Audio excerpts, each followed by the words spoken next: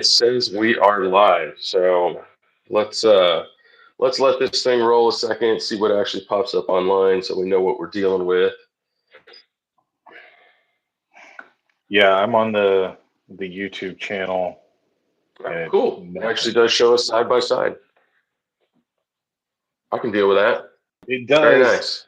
Yeah, and my camera's not like backwards, so that's Okay. cool. Very nice. Well, then we'll just Yeah. jump right into it. Welcome to the 2023 edition of the Texas Aggie Meltdown Show. I'm Brian, I'm Casey. and wow, man, it's been a very long, dark off season. Things did not go our way in 2022. We're going to talk a hell of a lot about that. But Casey, just start us off. I'm curious how you've been dealing with the off season. Well, basically, I just haven't been. I mean, you said it's been a dark off season, and in more ways than one. I mean, I I probably frustrated friends of ours just over, or my normal football talking buddies or whatever, right? Because for months now, anybody tries to bring up college football with me, and it's just, I don't know, man. I don't know. I just, whatever. I just want to see the You games. weren't feeling it. You weren't No, feeling I it. I haven't been definitely picked feeling up it. on that. Yeah. Yeah. I mean, so for those that don't know, we've got a Twitter account. It can often have kind of a dual personality feel to it, and that's because we both have access to it and tweet. And sometimes we're tweeting about the same thing on top of each other. We have conflicting tweets coming out within seconds during football games and whatever. But since whenever our last show was, I don't even remember when that was, December, something like that. It's basically just been you on that Twitter account, man. I haven't opened it up. I canceled my Texags. Like, I just didn't want to talk football. People ask me about realignment, and I'm like, I don't know what you're talking about.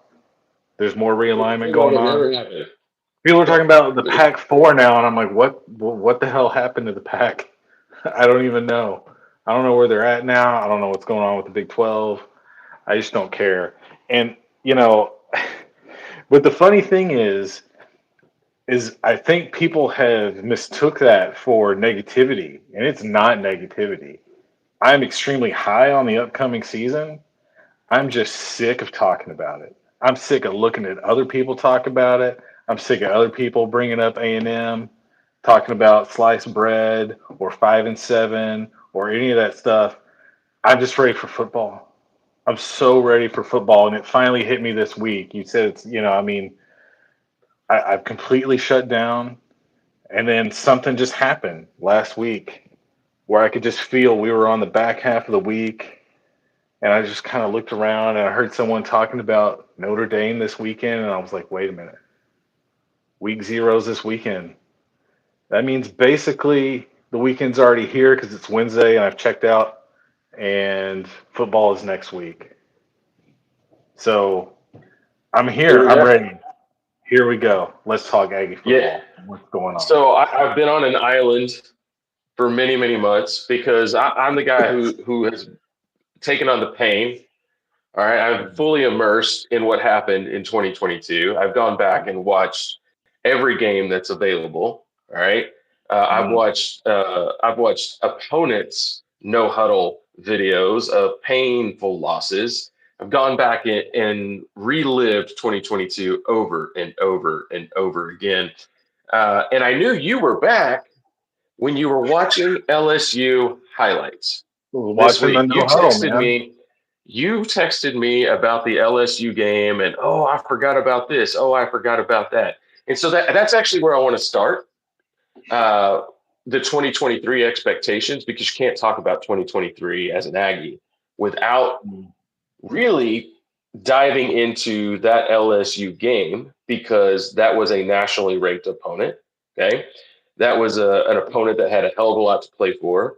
And A&M, for the first time really all season, had a legitimate roster on the football field, had a lot of pieces back because they had a bye week and the UMass game prior to that, right? So really a Mhm. couple of weeks to get healthy, and they put on a really good show.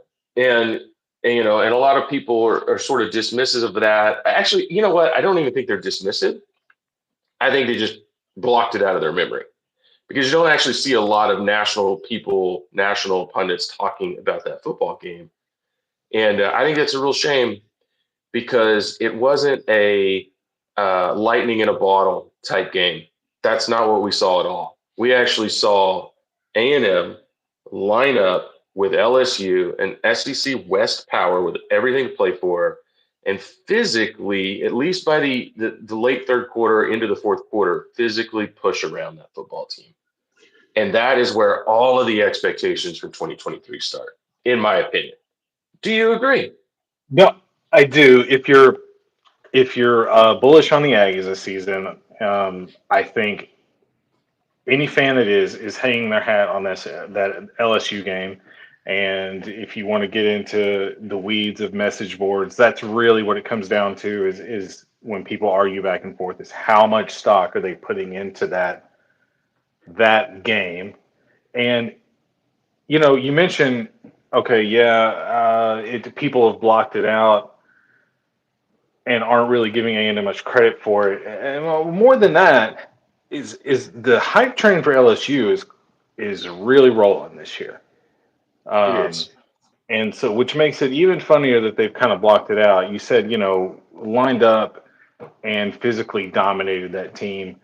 Yeah, absolutely. And a team, you said an SEC West opponent, not just any SEC West opponent, the opponent that more so than Alabama, I think, just seems to throw a physical team on the field every year, right? Like Alabama, it's really all about Nick Saban there, and at LSU, it's like it's in the water.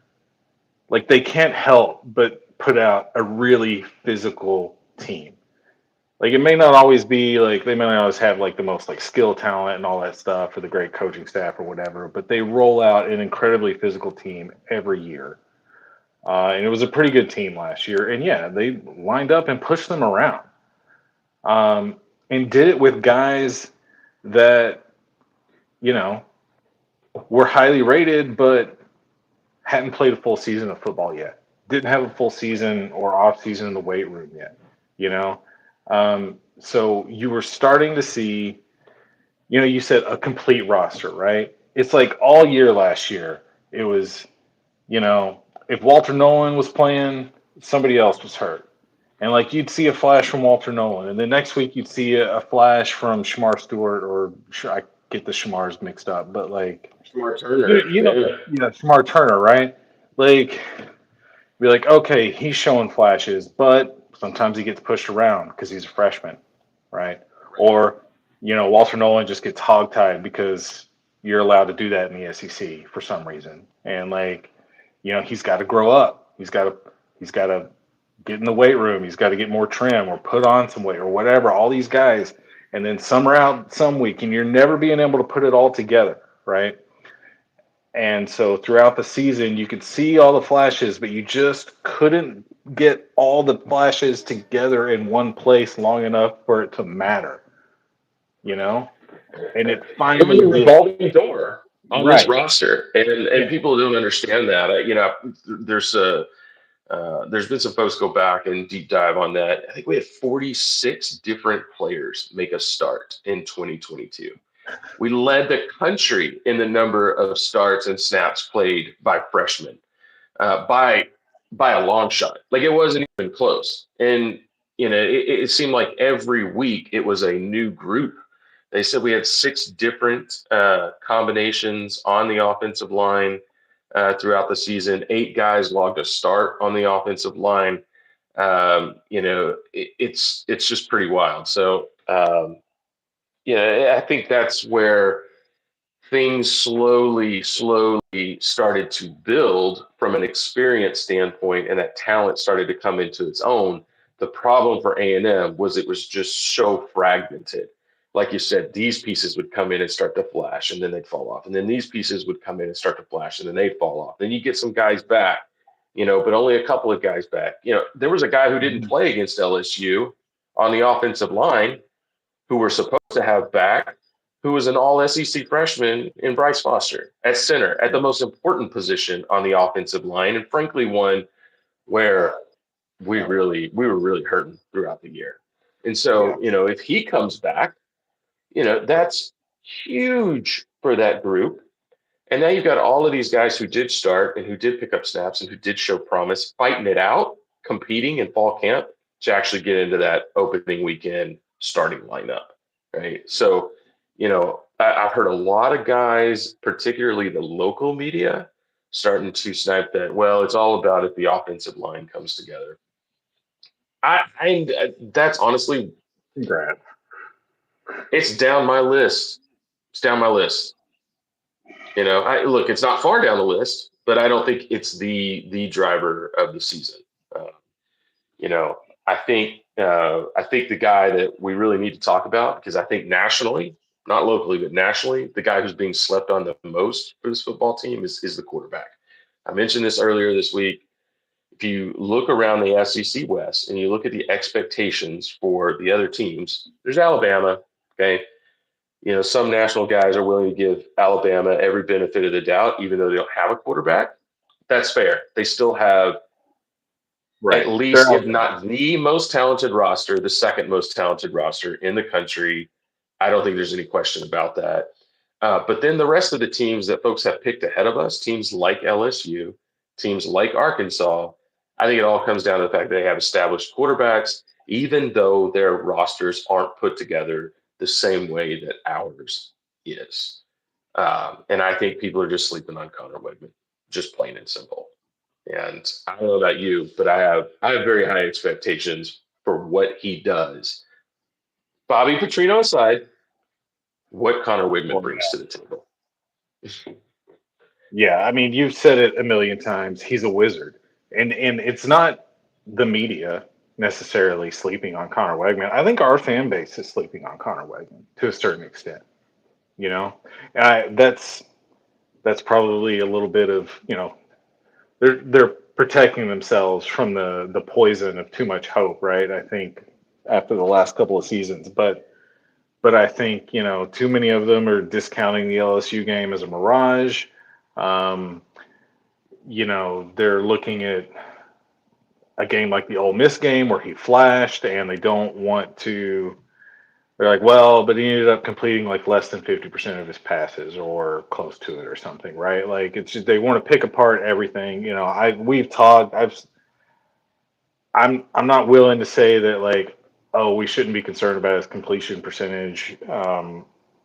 But I will say, I mean, when you go actually watch the games, look at how they unfolded, look at what the offensive line was doing in those games, and let's cut him a little bit of slack in that department, right? I don't remember what he was against LSU because he didn't actually have that many attempts. I think it was like 12 or 16 or something. I mean, you know, it was good. It was Um, extremely efficient. Connor, that was something yeah, that was so interesting to me watching the LSU game is, we ran the hell out of the football because we could, and we established a line of right, scrimmage. And he didn't throw a lot of passes, but some of those plays he picked up very critical yardage on the ground. If you go back and look at his rushing stats in that game, and even going back to all the way to Auburn, which statistically was a terrible game, and you rewatch, like I said, I'm a glutton for punishment. I went back and watched every yeah, snap of that football game. Connor yeah, played really well, and the reason he played really well, and it doesn't show up on the stat sheet, is the dude was running for his life. right, But when he had an opportunity to throw the football, he made good decisions and made good throws. Didn't always result in a completion. Okay. There was a lot of times where the right decision was get rid of that epic football. Get rid of right, it right now. Because at the snap, there's dudes coming free. But he also ran really well in that game, which was just something we didn't see against Ole Miss. Right? Ole mhm, Miss was a ton of pass attempts and a ton of completions and yards and touchdowns. But that LSU game, very, very efficient. And I think that's one of the keys to why he's going to be successful is he knows when to press and he knows when not to press. And he recognizes the game that's in front of him. And he manages a game and a team very well. And so, you take what you're given, right? You're eating up a linebacker who you have leverage against in between the hashes. You're keeping it in front of the safeties. You're just nickel and diming these guys. You're tossing it in the flat because that's the most obvious thing at the line of scrimmage. I can see the mismatches. I can see what's going to happen here. Snap the ball. Yep. What I thought was going to happen is now happening. Boom. I'm going to get the easy 5, right? But but a lot of guys who do that, that's all they do. But that's not Right. the way he plays. No. He can take the Yeah. shot and he can recognize the one-on-one, and he kind of has that killer instinct of when to do it and when not to do it. So I'm really looking forward to this guy, with the skill talent he has coming back, right? The guy's never played with Anaya Smith, okay? He never played with a full quartet. I mean, we're talking about maybe 5 guys in the rotation, really good receivers. Yeah. And he's never played at A&M in his 5 games with a line like you probably have on week 1. So my expectations are very high, and I think he's the right guy for this offense. A guy that we have not had. How far back? Because Wow. even Kellen Mond in his very last year, Right. okay, running Jimbo's system, didn't show me what Connor actually shows me at times as a true freshman. Dude, what I think he showed with his high school film to a certain extent, Yes. right? Like, I mean, I remember watching that and just saying, like, nobody does that as a senior in high school, throws to windows the way he does, throws against leverage the way he does, um, anticipates guys coming open like that. Like, I've seen a lot of good high school quarterbacks go on to have good college careers, right? Be very highly rated, and you watch, and you're like, they got a lot of arm talent, they're accurate, I get it, whatever. And then they go on, they go to a good team, they produce, whatever. That's great.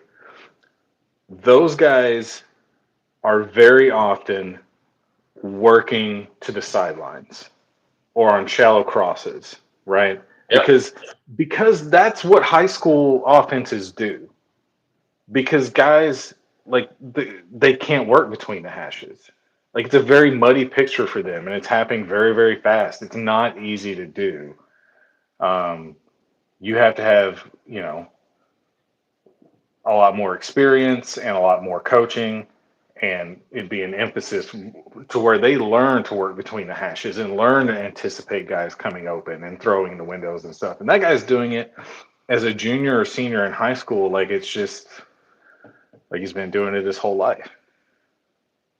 With not a lot of Division One talent on roster. I think one of the No. guys his junior season ended up as a tight end at South Carolina. You've got one of the better receivers from his senior year is actually a preferred walk-on at A&M, a Mhm. guy who did get mentioned showing out in our last scrimmage with a couple of touchdown catches. So file that away. A kid named Molesky, but Yeah. not a bunch of top flight talent around him. And he went deep in you know uh, Texas high school football playoffs when he was able to play. Did really well, and like you said, kid was a wizard between the hashes, and to watch him do it as a true freshman, his first spring in the spring game, and carry that forward. When he finally got that opportunity on the field last year, I think the sky's the limit for him. And look, that's an opinion shared by quite a few people. And I think one of the funniest things as we get ready for fall, we get ready for week 1 is you said our own fan base is sleeping on him. They take Jimbo's coach speak to heart like there's a real quarterback battle playing out in the fall camp. And look, there's some people around the program whose job it is to communicate these things on a daily, weekly basis. Who, oh yeah, look, there's a battle, but my expectation is this. Man, Right. Connor Wigman is starting on Saturday. He's Right. starting. He's your guy.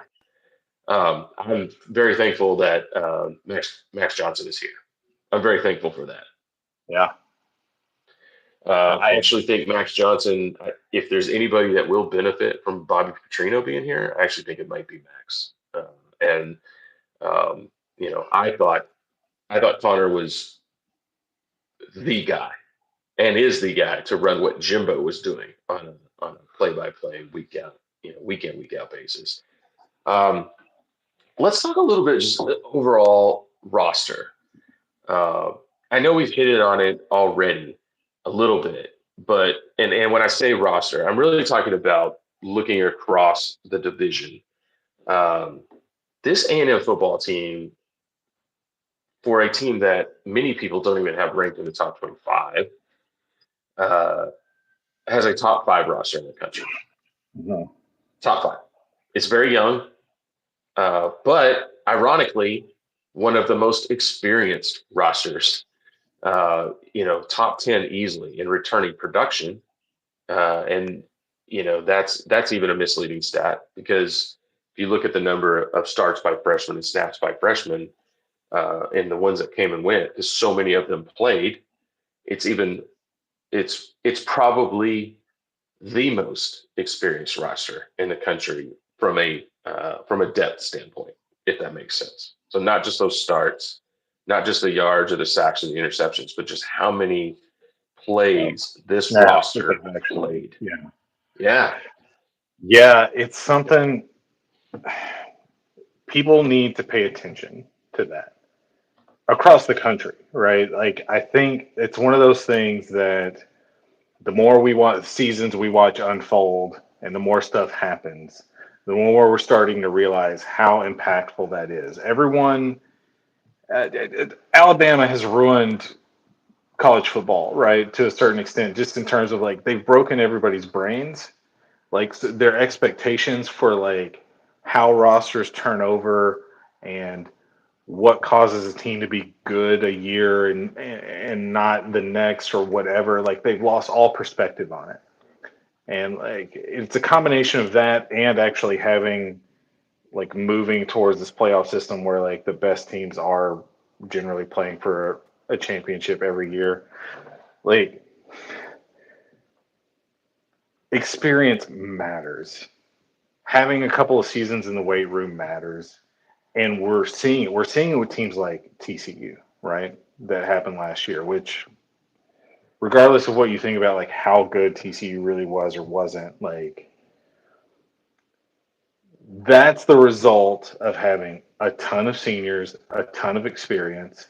It's actually a cycle that TCU's been on. I would say several years going back to when Patterson, initially brought them to the Big 12, and they have had really, really good seasons. You can tell they get these senior laden teams every few years, and then they go win 9 or 10 games, right? And then they're back to 7-5 the next year, and everyone's like, "What's going on?" Well, that's what's going on.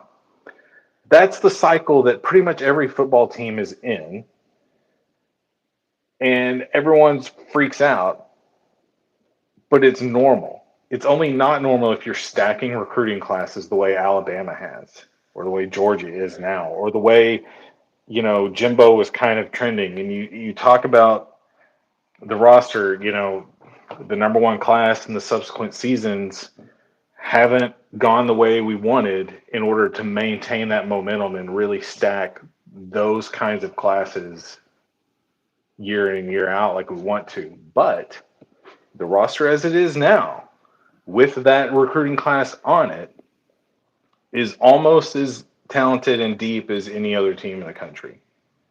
right. And as much of a disaster as last season was, the sneaky benefit is that those guys actually have played. Like you talk about, go look at that roster, Alabama's roster, and that recruiting class that he had that was also quite good, right? That same year. Those guys don't have nearly the snaps we do because they haven't had to, because that's what he's built. But here they had to because it was a disaster of injuries and turnover and stuff, and they had to play. And that is going to pay off hugely this year, I think. It And is. It is. if you're listening to Lucci's update today, he said something that it was kind of an afterthought at the end, but I think was really, really important. He was talking about like Trey Zune and some of the things he's talked to him about and the way practices are going and the idea of like you have got to bring it every day because your spot is in jeopardy, right? Even the guys that got most of the snaps last year because other guys were hurt and then by the end of the year actually played pretty well and you would think if maybe solidified their spot. No. Like the roster as it is right now is finally to that point where like you've got 5-star guys that are having to battle with other really highly rated guys and hopefully the cream is rising to the top and keeping them engaged and keeping them focused, right? And we're like honing the little things. Like that's the benefit of those classes as much as anything else. It's not even necessarily the composite, it's the effect it has on your team and the mentality of the locker room and how those guys have to go out every day and battle with other 5-star guys. And then you turn around and you play New Mexico the next week and it's like, this is nothing. This is easy, right? Because practice is so hard. Yeah, just going back to the overall roster and experience level, I think we've seen the media uh, fall for this a few times in the last couple of seasons in the wrong way. And Arkansas is the perfect example in our own division where Sam Pittman reeled off a really good season. Expectations went through the roof, but all their guys left. They had one of those TCU-like teams, one of those senior-heavy teams, and a lot of that experience left the program, graduated or went to the NFL, whatever it was, and then they did not meet expectations, right? We saw LSU coming off of their national championship season, and a ton of guys left, and things started to go south. And look, I know Coach O had a lot to do with that too. But they had a disastrous season back in 2021, right? And so they came into last year. Actually, A&M and LSU's roles coming into this fall are actually reversed in many many ways because A&M was coming off a pretty decent finish. I think they were ranked number 6 in one of the polls. LSU was unranked in that same poll because they'd gone 6-6 a year prior. But they were reloading and growing and getting more experience, and they were able to translate that into a 9-win season last year, even though A&M took them down in November. And A&M, experienced a lot of the same things that LSU did with injuries and just that, a lot of experience leaving the program. And when you play you play in our division, that's going to catch up to you. And you look around college football, and I think it's people are falling for it again, right? They're not Without looking underneath the surface. They're looking at last year's record, or they're looking at last year's record in a quarterback, and they're inflating some teams like TCU being ranked ahead of A&M is laughable. K-State being ranked ahead of Texas A&M is laughable. Like nobody with any sort of analytical mindset or just basic facts can legitimately sit down and believe right now that Kansas State is a better football team or better program than Texas A&M. Right? So, and that goes into, well, what's a poll? What are we trying to do here? Right? yeah. And that's a different argument altogether. But there are We'll people out there learn a lot about legitimately that arguing too. that. Yeah. Yeah, we could rattle on about that forever. But um, you know, I think the SEC West is about 3 teams. I do think it's about Alabama, LSU, and Texas A&M going into this year. I think we are in as good a position as any to break into that top tier and to win it. Do I think we will?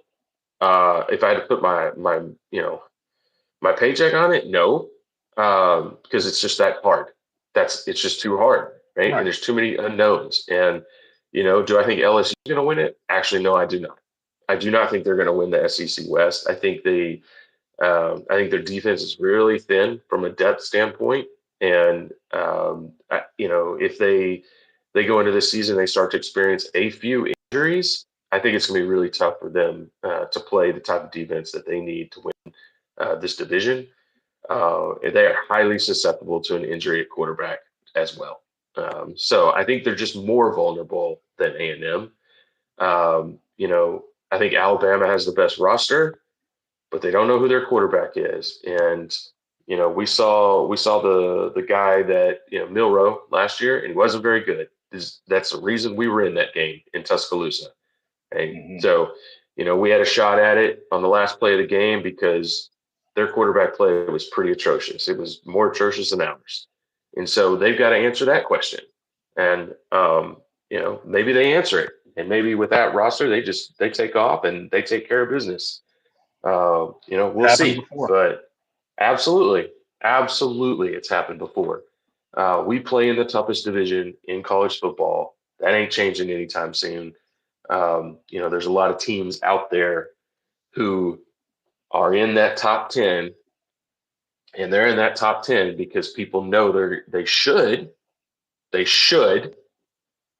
go 11-1, 12-0 with the talent that they have on their roster and the competition they're playing.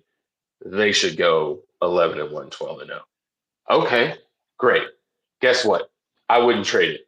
Would not trade that for what we have and for what we've got in front of us. Yeah, looking forward to it. No, I agree because I think what would be waiting on them is what was waiting on TCU in the playoff last year, and so I mean, I guess in that respect, that would kind of be fun to watch, but not really. It's just never fun to have burnt orange on your television screen. So Yeah, it's not. whatever. Shout out to Michigan for doing the rest of the country dirty. Thanks a lot, Michigan. And it actually really frustrates the hell out of me to see Michigan get the kind of love and publicity they're getting this time around because Ohio State still has a better roster than they do. They still do. Oh, Now they got absolutely. to replace a quarterback, and Michigan has a quarterback, and he is pretty good. But man, they weren't ready. They weren't ready. They crapped the bed, and we're all paying a price for it. We're all paying a price. Everybody's having to put up with TCU being back in 12, 13, whatever it is. And man, I'm telling you right now, they're going to have a rough season. They're going to have a rough season. They lost so much off that roster. They lost a Heisman finalist. They lost 25% of their roster was seniors, not just fourth year seniors, fifth year seniors, in some cases, 6 year seniors, right? I mean, they were so top heavy, from a starting point of view. And if they do have a great season, then by God, that coaching staff is going to make a hell of a lot of money, probably somewhere else. So, One of them's already good luck, TCU. well. Yeah. Good luck. Good luck. And by the way, that's a great transition because guess who the major benefactor of that is? Of TCU, their roster, massive exits. And that is the team that has been ranked in the top 5, the team that is projected to make the college football playoff, and even win a national title. And that is the Texas Longhorns in Austin.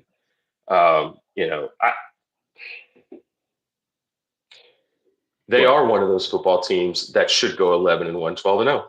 They should, but we say that not who you were over and talking over about a and over minute again. ago? Did Yeah. I say something Well, stupid? let's dive into that. No, okay, You did bring it okay. up. I'm coming back. I'm coming back. I'm just coming making back sure to you it. were talking about another team, and then I threw in. Okay, that's fine. No, it's good. No, I get it.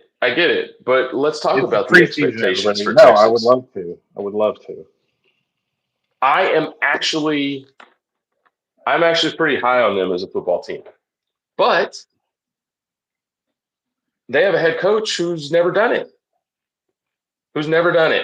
And and hasn't shown me the ability to do it with a football team. I don't know what to think. To me, they're probably a lot like USC, although I think they can play more physical on the defensive side of the ball than USC. Um, Yeah. I just where I doubt Texas' ability to get up week in and week out to go play the Iowa States, the Texas Techs, the Baylors, the K States, the Kansas Jayhawks, the thorn in their side. I think they're going to get up, and I think they're going to give Alabama in week 2 a hell of a football game. But I don't trust them from there on out at all. And I just don't. I don't think their fan base should trust them, and I don't think nationally they should be trusted because there's no evidence to show that people should think about them differently. I we'll see. We'll know, but we'll know quite a bit about them mid-September, I guess. Yeah, no, you're right. And you talk about the Iowa States of the world, teams that, by the way, are extreme. I mean, look, everybody always hates Texas, but it's different this year, and we all know why. I think that is a factor. I want to talk about their quarterback though, just because you bring that up as and all these other teams across the country, and that's you talk about not knowing what to think. I don't know what to think. I mean, I do. I mean, he's Nuke Lelouch, man. Like he's got all the talent in the world and a 10-sit head. That's what we've seen from him so far. And look, and when I say all the talent in the world, I mean that extremely sincerely. Like he has got insane arm talent, but he looks like a guy that just wants to go out there and show you how insane his arm talent is all the time, and doesn't really want to Yeah, play football. I Like, made that comment this week. He looks like yeah, he's out there trying to win a trick shot contest, yeah, and and that's more important sometimes. right, and he just never looks that engaged. Like, Yeah, but in all fairness, light switch could come on at any moment. I don't know. It might.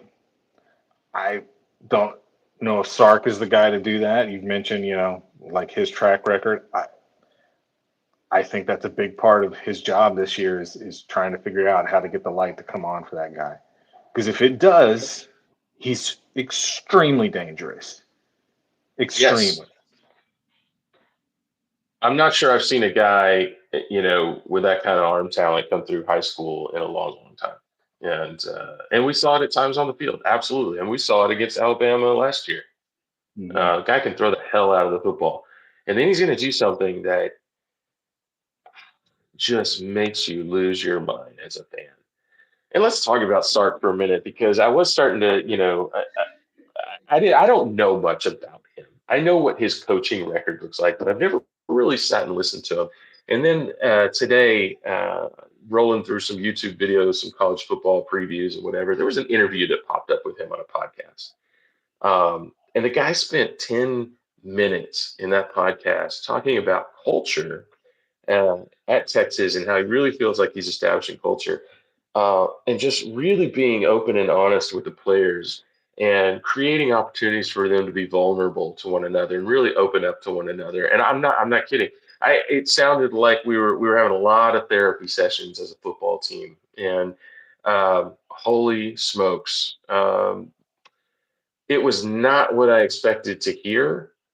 Um, and if I was a Texas fan and I heard that interview, I think I definitely would wonder what sort of incense they're burning in their team meetings in the locker room these days. So anyway, it will be really interesting because Yeah. everybody But talks about that that's not how stuff. Texas fans roll. Like that's Wow, just not there. Like, where that stuff is, as soon as there's any adversity, as soon as there's anything go bad, that's where it unravels with their fan base, their alumni, their administration. mhm, Everybody will turn on you so fast and rip the whole thing to shreds, right? Like, be careful what you say. Be careful how you manage your program because it's there to eat you alive. That's how it's designed. And so it'll just be fascinating to see how their season unfolds because they haven't had a guy running that program since Matt Brown who could stay above it and who could ignore it and manage it uh, across the board. So good luck, Texas. We'll see. We will see. um, It was week 0. How much college football did you watch, Casey? How many minutes?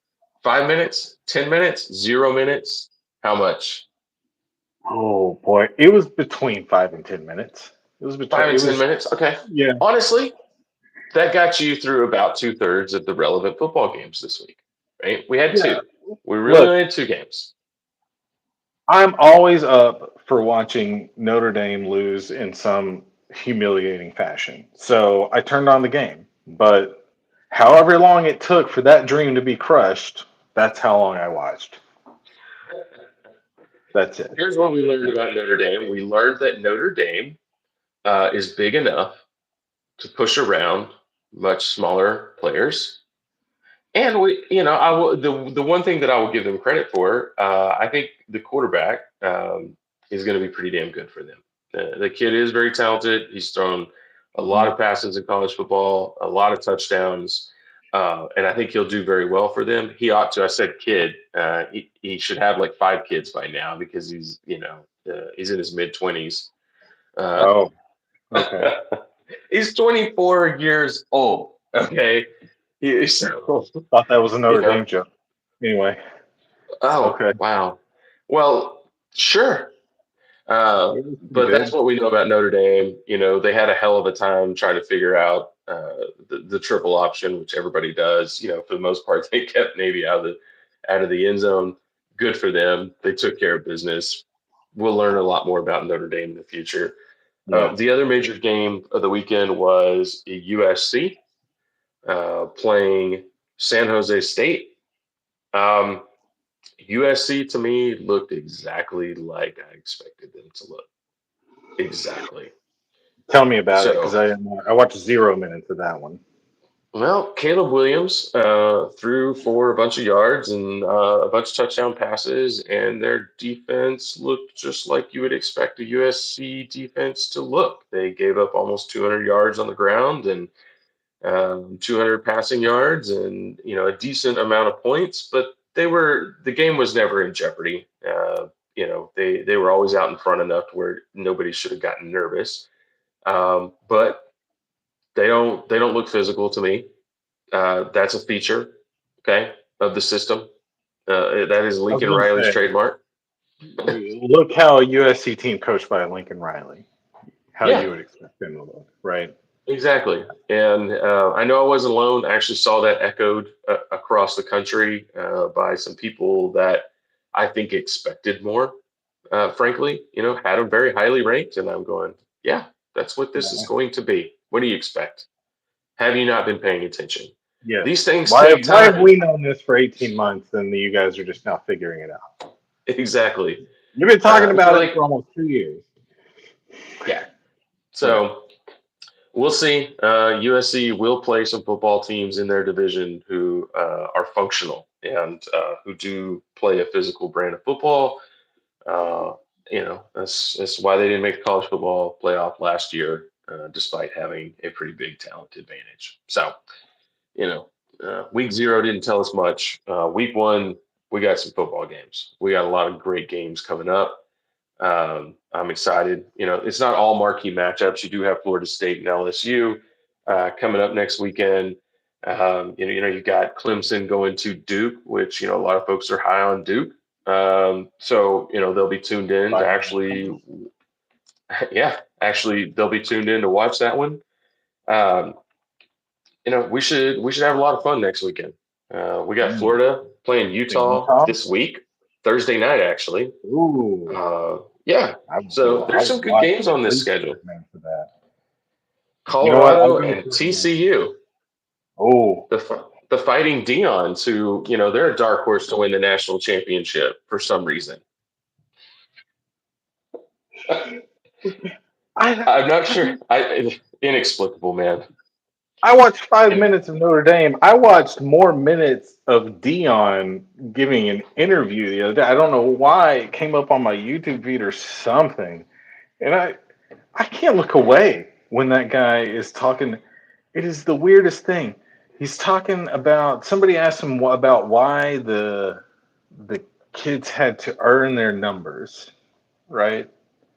And he starts going off on this rant about he's like, how they got to earn something. What do you mean? Why do we have to make them earn it? You know how these kids are. Like they just show up and they want number one. Don't you know what number one meant? Like when we were in college, he's got hot sports opinions on numbers. You know, he's talking Yeah. about double numbers, like all this stuff, and he's talking about how old school he is, right? Meanwhile, he's wearing like a black leather cowboy hat and like five different gold chains. I was like, It's just a I, scene. it's a scene. I'm like, that's old school now. I guess it is. I guess it is old Yes, it school. is, man. I think the media has just set this guy up for an absolute disaster. And, maybe they win some football games. I don't know. But I think we've seen it before. I mean, this is that perfect opportunity where it goes bad, it goes real bad. So it better go good. And it better go good in a hurry. Because I've always felt like Dion's about Dion at the end of the day, no matter what. Guy can say a lot of Hmm. really good things, but he's about himself most of all. He looks out for number one, and he will throw that team, he will throw that roster under the bus so damn fast. Hey Um, man, it'll get ugly. What you doing? You looking at the schedule? that game is at 11 a.m. in Fort Worth.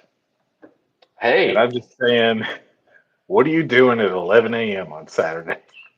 well, ironically, I'll be closer to You're in Boulder than I Colorado. will be Fort Worth, but Uh, I might if Colorado does win that football game, I might go out and light a couch on fire somewhere in Colorado. Why not? That's what all the kids will be doing. they won't even notice. Yeah. Yeah, no, they won't even notice. All right, man, that's it. We've been at this an hour, and we'll have plenty more to talk about. May drop in a couple of things on the Twitter account this week. Follow us at Meltdown Ags, and hey, happy football. Happy football. Make it stop. I want to go away.